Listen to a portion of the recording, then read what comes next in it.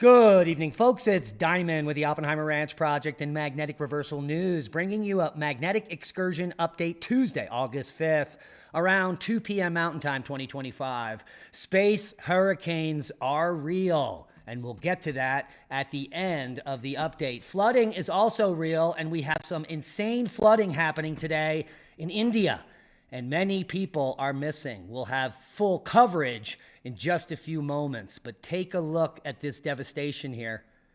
Oh my goodness. I have no words, and we've got smoke, and more smoke. So buckle up and keep calm. It's boom time. Smoke prompts air quality alerts from central Canada to the northeast. And poor air quality remains the concern for the upper Midwest to the northeast amid Canadian wildfires. Millions of people in at least 10 states from northern Minnesota to New Hampshire woke up to hazy skies. We've got our own local fire in our neck of the woods, wreaking havoc. So how smoky is it out there for you? Well, if you're in the northeast, you're the worst hit, as well as portions of Southern California moving through Nevada and into Utah. And we're being choked out by the Mesa fire, which keeps growing. It doubled in size overnight. And there you can see that fire that is sending smoke up into our valley right here. So holy macaroni, not that far away, just 20 miles from us. We are right here by 8 Mile Mesa. There is the fire. The good news is Navajo Lake is right here, so they can be picking up water and continuously dropping it. The bad news is it's now spread, doubled in size overnight. Dallas weather yesterday. Severe storms caused power outages and flight delays across the state. The good news is that Texas is now third on the list. Yesterday, there was over 40,000 without power. Today, this shift moved to the southeast coast. North Carolina, over 8,000 without power, 6,000 without power in Georgia. And this is thanks to a line of thunderstorms moving towards the Atlantic here. Special marine warning down all the way down here in Mississippi. And that line of storms goes all the way up towards Philadelphia. So if you want to stay alert with the latest updates, only one severe weather warning, that special marine warning down in Mississippi. But I am sure there will be severe thunderstorm warnings popping up in the next few hours. Head over to Tornado HQ for all the updates. And that brings us to the GFS model. Well, let's take a look at the full forecast. Air quality concerns and fire weather in the west. Flash flooding in the southeast.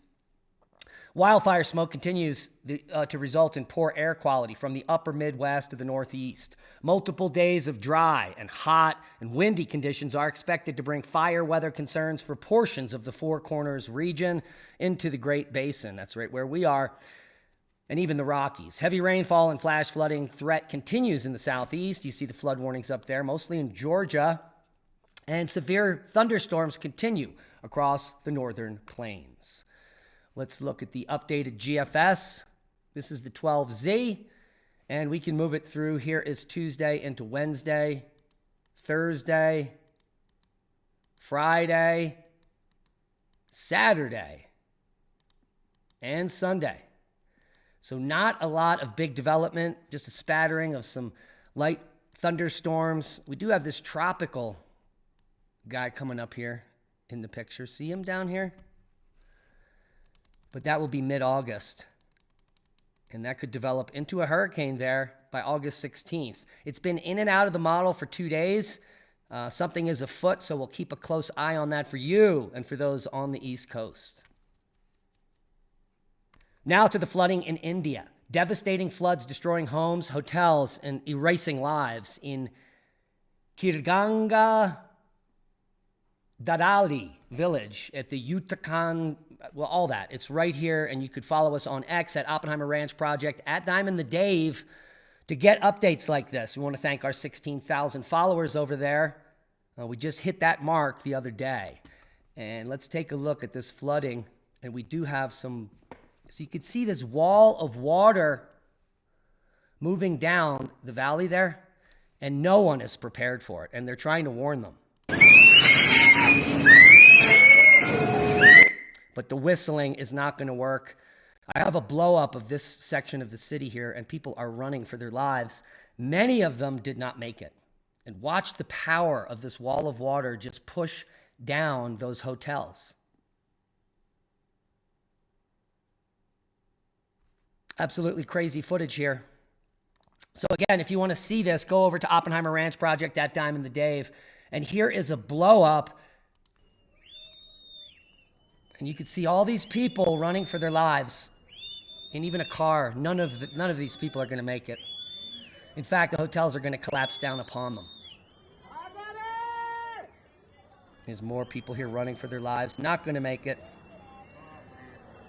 Just a sad state of affairs there. And I don't know what happened with this flooding, but it appears like a dam broke or something because it doesn't look like there's any rain in this area. So more to be revealed potentially tomorrow. Our hearts, thoughts, and prayers go out to all those people in India.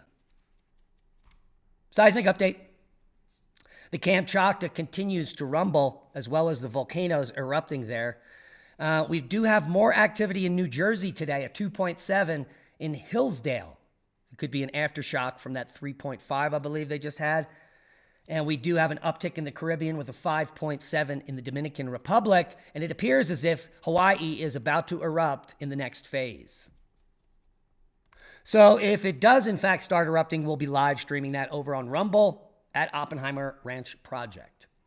And that brings us to worldwide volcano news. We've got Ibu first on the list, a 6,000-foot blast. Sungay to 20,000 feet. Kadyshinikov. This is the the last time this volcano erupted was in 1550, and due to the 8.8 magnitude in the Kamchatka, Kadyshinikov is now erupting again. Volcanic ash emissions continuing today, so that's the third day. Kluchskoye as well was kick-started by the 8.8 mag, now puffing to 23,000 feet. We've got Dukono on the list. Semeru to 15,000 foot. Dukono as well. Reventador, ongoing volcanic ash. Liwotolo, ground report of an eruption to 6,000 feet. Kluchskoye, 25,000 foot blast there. Ibu, an eruption has been reported. Krashenikov to 20,000 foot today. Sungay to 20,000 foot as well. Popo to 19,000. Sabankaya wrapping up the list. And that brings us to space weather. We've got a pretty considerable coronal hole about to face Earth here, and it is approaching the equator and extending up into this little shadow zone of 70. So we should have a good coronal hole stream from this baby hitting Earth in about 5 days. Flaring is on the uptick with an M4.4 impulsive flare occurring. And there it is, directly Earth facing. There is a possible CME from this. There was coronal dimming. And so tomorrow we'll have a better picture and a model if a CME is headed our way. 3-day geomagnetic forecast currently is all quiet. How to watch one of the most dazzling meteor showers of the year? Well, you need to have clear skies, no full moon, and you need to go outside and look up. The Perseid meteor shower will kick into high gear next week. Unfortunately, we're going to have a pretty bright sun. Under ideal conditions, the Perseids can produce 50 to 100 shooting stars per hour. This year may be a little different, however, as a near full moon during the peak hours could make it especially difficult to see the Perseids in their full glory. In 2025, the waning gibbous mood will severely compromise the shower, so make sure you get up when the sun's not in the sky, or the moon, if that's possible. I don't really know where the full sturgeon moon will be, but it will be hindering the Perseids, unfortunately. Next year is a much better year where there will be no moon. And like we said on the outset of the show, space hurricanes are real, and they wreak more havoc than we thought. These space hurricanes can shake Earth's magnetic field, scramble satellites, and this is without a solar storm in sight. Did you have any idea? Well, hurricane season has a new contender, and it's swirling above the poles. Behold the space hurricane.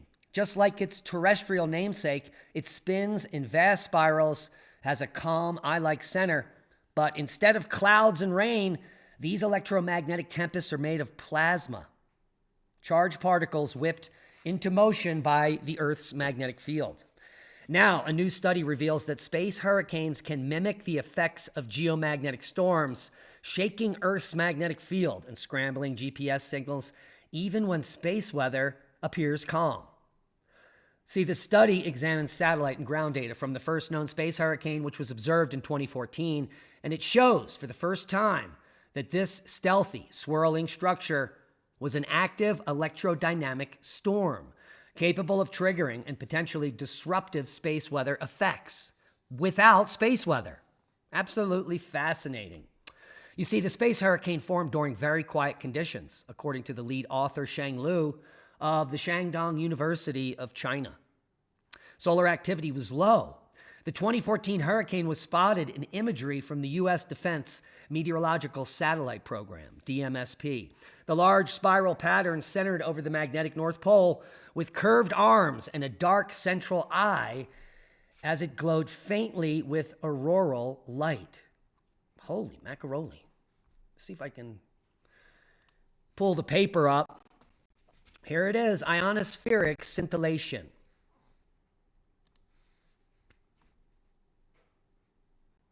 Computer's getting a little bogged down here. The paper, ionospheric scintillation and geomagnetic disturbance caused by space hurricanes. All the links will be below.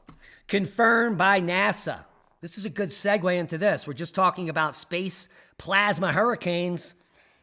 Well, let's talk about the heliopause or the heliosheath. This is the bubble that contains our solar system that is created by the sun and does have a boundary. Voyager probes discovered a wall of fire 90,000 degrees Fahrenheit beyond the solar system, and no one saw it coming except for, well, the Electric Universe people and the Thunderbolts team. So where does the solar system end? Well, it ends way out there. According to NASA, the solar system ends in a place called the heliopause. What's this? It's where solar winds lose their power, and space beyond this is called interstellar. Picture it as if the sun blew a bubble up around us, and the heliopause is that the border of the bubble. Now let's talk about the firewall. This is the big deal, what Voyager probes found. Once the probes crossed the border, the heliopause, they found an extremely hot place with temperatures ranging from 54,000 to 90,000 degrees Fahrenheit. This is why it's called the firewall. Now, I know what you're thinking. With those temperatures, how come Voyager probe didn't melt? Well, the firewall is not made of fire as we know it. It's a place full of super energetic particles that are so spread out, they don't burn like a flame, but they do have a lot of energy because they're in the form of a plasma. And a very hot plasma indeed. So, folks, it's electric. And a good friend of mine, Davina St. Clair, who's moved out of the Pagosa area and is exploring the world, has a YouTube channel, and I just want to do her a favor and shout her out. Ask the Oracle. If you're into tarot and that type of stuff, come subscribe to Davina St. Clair's page, and we appreciate your support. And that's a boom to knowledge. It's going to be a busy week for Leah and I. Her father flew in today. We've got a lot of things planned. It's all going to end in Santa Fe on Saturday at the Opera. And so posting will be at weird times. So bear with us as we have a very busy schedule. Thank you all for watching. Hit the thumbs up, subscribe to the channel, and be safe. We love you, and that is a boom.